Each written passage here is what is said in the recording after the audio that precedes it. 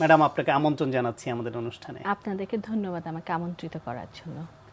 Madam, আমরা আজকে যে বিষয় নিয়ে আলোচনা করব, এই যে সুইসাইড বা আত্মহত্যা, অত্যন্ত বেদনাদায়ক, ভয়ঙ্কর একটি বিষয়। একজন মানুষের সবচেয়ে বেশি মায়া থাকবার কথা তার নিজের জীবনের প্রতি। সেই মায়া ত্যাগ করে সে নিজে নিজেকে মেরে ফেলছে। এত বড় একটা ভয়ঙ্কর ঘটনার দিকে একজন মানুষ যাচ্ছে কেন, যায় কেন? আসলে এই যে আত্মহত্যার যে বিষয়টা, এই বিষয়টা আমরা জানি না। আত্মহত্যা হচ্ছে কি আসলে প্রিভেন্টেবল একটা কন্ডিশন, এটা হচ্ছে প্রতিরোধ করা সম্ভব, কিন্তু আমরা এটাকে প্রতিরোধ করার চেষ্টা করছি না দেখেই আসলে আত্মহত্যার দিকে মানুষজন এগিয়ে যাচ্ছে। প্রধানত দেখা যায় যে 90% যারা আত্মহত্যা করে তাদের কোনো না কোনো ধরনের মানসিক রোগ থেকে থাকে, যেমন বিশেষ করে হচ্ছে depression, bipolar mood disorder, conduct disorder, personality disorder, তারপরে ড্রাগ মিসইউজ ডিসঅর্ডার, এ ধরনের বিভিন্ন ডিসঅর্ডারে তারা ভুগে থাকে। সেই সাথে হচ্ছে পারিপার্শ্বিক অবস্থার জন্য অনেকে আত্মহত্যা করে ফেলে, অনেকে হচ্ছে আবেগবশত, সাডেন আবেগবশত ইম্পালসলি আত্মহত্যা করে ফেলে, যে তার আগে প্ল্যান ছিল না, কিন্তু এখন তার রাগ হয়েছে, অভিমান হয়েছে, অভিযোগ হয়েছে, বা সে অভিযুক্ত হয়েছে মাত্র, আমি কি করব বুঝতে না পেরে সে সুইসাইড করে ফেলতে পারে। এবং মাদকাসক্তিতে যারা নাকি আক্রান্ত হয়ে যায় তারাও কিন্তু আত্মহত্যা করতে পারে। এছাড়া হচ্ছে পরিবারে যদি এই ধরনের আত্মহত্যার কোনো হিস্ট্রি থেকে থাকে, সেটা একটা জেনেটিক লোডিং অনেক সময় দেখা যায়। এবং যাদের নাকি বারবার নিজেকে ব্যথা দেওয়ার, নিজে ডেলিবারেট সেলফ হার্ম করার যাদের টেন্ডেন্সি থাকে, তাদের ভিতরে এই আত্মহত্যা করার প্রবণতা দেখা গেছে অনেক বেশি সাধারণের চেয়ে।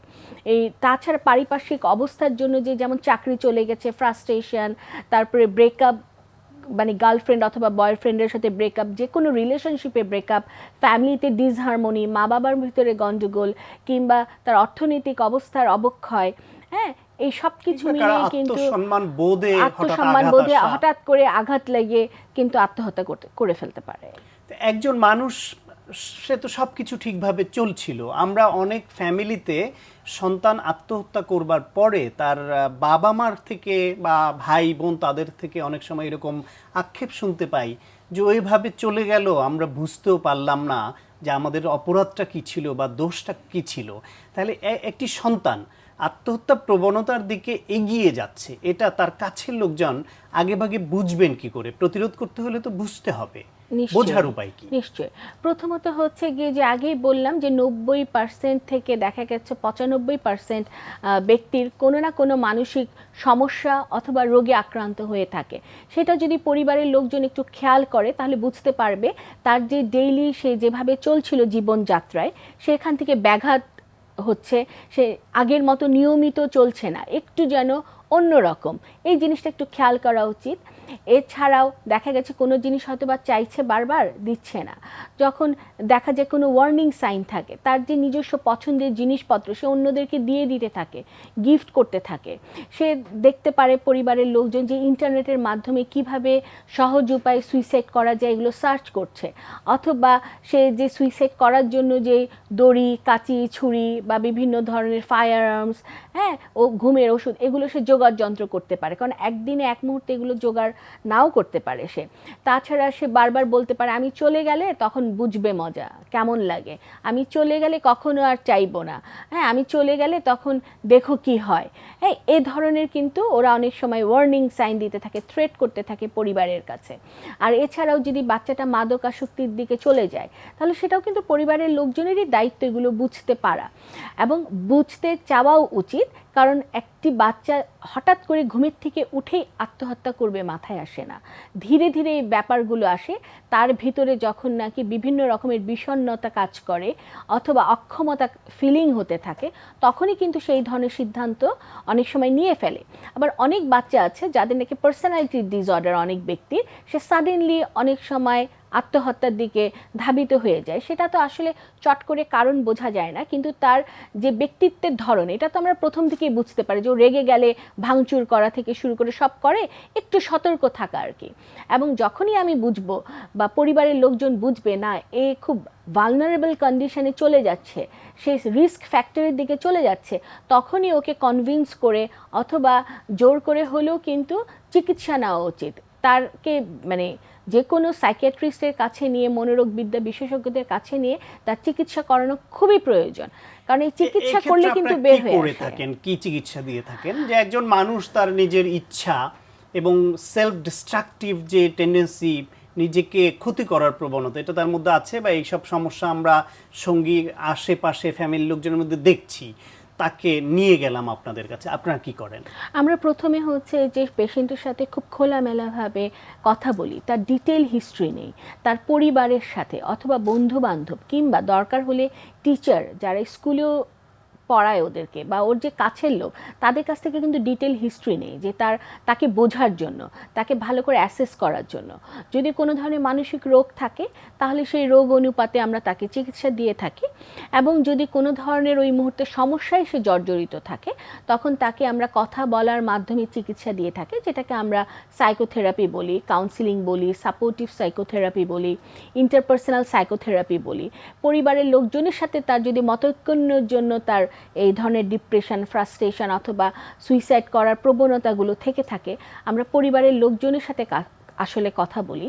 পরিবারের লোকেরই কিন্তু প্রধান দায়িত্ব, আমরা শুধু চিকিৎসা দিয়ে দিব, কিন্তু এটা পরবর্তীতে এক্সিকিউট করার দায়িত্ব আসলে পরিবারের লোকজন, সার্বক্ষণিক ফলো করার বিষয়, সার্বক্ষণিক ফলো করার বিষয়, এবং পরিবারের লোকজনকে তার যে প্রবলেমগুলো আছে সেগুলো নিয়ে আলোচনা করা, কিভাবে তাকে সাপোর্ট করবে, সাইকোলজিক্যাল সাপোর্ট দিবে, সেটাও বিষয় কিন্তু আসলে আমরা পরিবারের লোকজনের সাথে কথা বলে থাকি, সেটাকে আমরা ফ্যামিলি থেরাপি বলে থাকি। আবার কারোর সাথে যদি তার কোনো ধরনের সমস্যা হয়ে থাকে, সেটা আমরা সমাধানের জন্য তার যে স্কিল ডেভেলপ করানোর যে ধরনের সাইকোথেরাপি সেটা দিয়ে থাকি। এবং সবই বৈজ্ঞানিক পদ্ধতিতে, এটি একটা বিজ্ঞান এবং এটা একটা আসলে বিদ্যা। চিকিৎসা হচ্ছে বৈজ্ঞানিক উপায়ে চিকিৎসা, এখানে অন্য কোনো ধরনের চিকিৎসা তো বৈজ্ঞানিক উপায়ে চিকিৎসাই আসলে। কারণ এই যে সুইসাইড করুক অথবা ডিপ্রেশনে থাকুক, যে ধরনের মনোরোগ মানে অসুখেই সে ভুগুক না কেন, আসলে আমাদের বায়োকেমিক্যাল চেঞ্জ হয় ব্রেইনের মধ্যে, তো এই বায়োকেমিক্যাল চেঞ্জগুলো তো বৈজ্ঞানিক ব্যাপার। সুতরাং বৈজ্ঞানিকভাবে এটা চিকিৎসা আসলে করলেই আসলে ফলপ্রসূ। আপনি এতক্ষণ বলছিলেন যদি কারো নর্মাল যে জীবনযাপন সেখানে কোনো পরিবর্তন দেখে কাছের লোকজন, তারা নিয়ে যাবে, বা যিনি নিজেই ফিল করবেন যে আমার যখন তখন আবেগপ্রবণ হয়ে পড়ি বা আমার বেঁচে থাকতে ইচ্ছে করে না, তিনি নিজে থেকেও হয়তো চিকিৎসকের কাছে যাবেন।